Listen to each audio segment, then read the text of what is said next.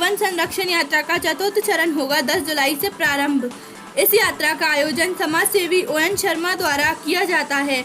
इस यात्रा के माध्यम से पमौरी क्षेत्र में बड़े स्तर पर वृक्षारोपण व लोगों को पौधों के वृक्ष बनने तक उनकी देखभाल का संकल्प भी दिलाया जा रहा है। इसके साथ ही क्रेशर पर कार्य करने वाले मजदूरों के बच्चों को आंगन विद्यापीठ से शिक्षा प्रदान की जाएगी। Shailendra Pathak, bureau report, Shine India news, गुना।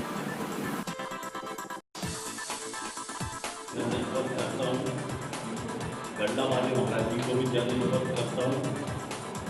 आदरणीय ON शर्मा जी मेरे साथ आए, भाई आदरणीय यादव जी, रमेश राठौर जी, सभी पत्रकार मित्रों, इस सब पूरी हाँ, और कहीं भी किसी को भी मैं 5 पौधे से ज़्यादा नहीं देता।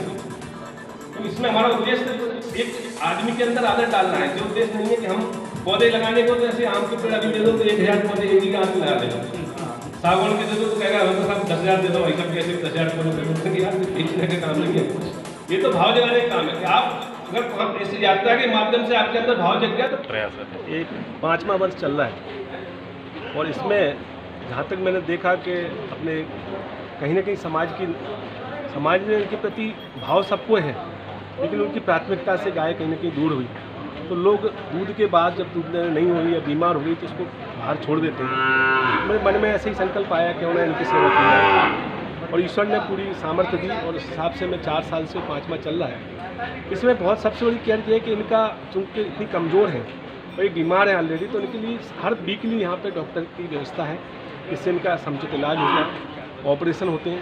कई पॉलीथीन खाए हुए होते हैं, उनके पेट को ऑपरेशन करना पड़े यहाँ पे। तो इसके तरीके से और अभी मैं कैसे ईश्वर की इतनी बड़ी कृपा, गौ माता की इतनी बड़ा आशीर्वाद कृपा है कि सब गाय जो आई हैं तो ज़्यादातर कोई कभी ऐसा नहीं होगा कि उनको हम बचाने में सक्षम ना हो पाए।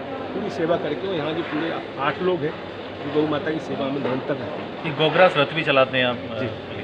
उसका भाव मेरे यही आया था कि जी गौशाला जैसे मैं मान लो 200 गाय की सेवा कर रहा हूँ, कर लूँगा मेरी कैपेसिटी, लेकिन मैं इससे पूरा काम तो नहीं होगा।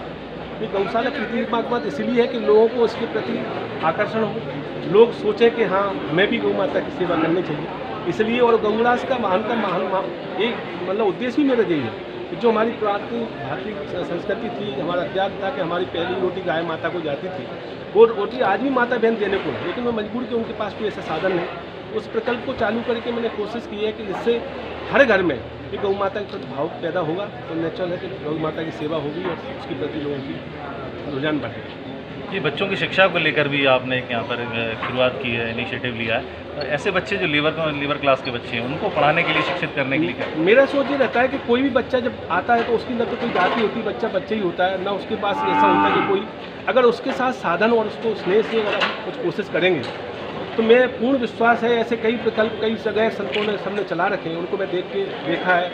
तो उस कार्य को एक मन में इच्छा थी इस साल से आंगन विद्यापीठ करके, एक आंगन हमारा भारतीय संस्कृति में सबसे मुख्य जगह मानी गई है घरों में। आंगन में पूरा परिवार का विकास होता था हर एक का, उसको करके हमने जो किया है उसमें 51 बच्चों का संकल्प लेके इस साल प्रथम सत्र चलेगा। अभी अगस्त से चालू जो होगा, जब भी परमिशन मिल जाएगी शासन से, उसको रखा है। और उसमें हमने ऐसे परिवारों को देखा कि शायद वो परिवार उतनी व्यवस्था उनकी नहीं कर पा रहे हैं और शासन के कार्य भी, स्कूल भी हैं लेकिन कहीं दूर हैं, नहीं भेज पा रहे हैं, उन्हें लेबर पे काम भी करने जाना, स्वयं की रोजी रोटी भी कमाना है। उन बच्चों को दिन भर यहाँ रख के उनका खाने से पीने की व्यवस्था पूरी, उनकी किताबों की पढ़ाई की सब समुचित व्यवस्था करने का संकल्प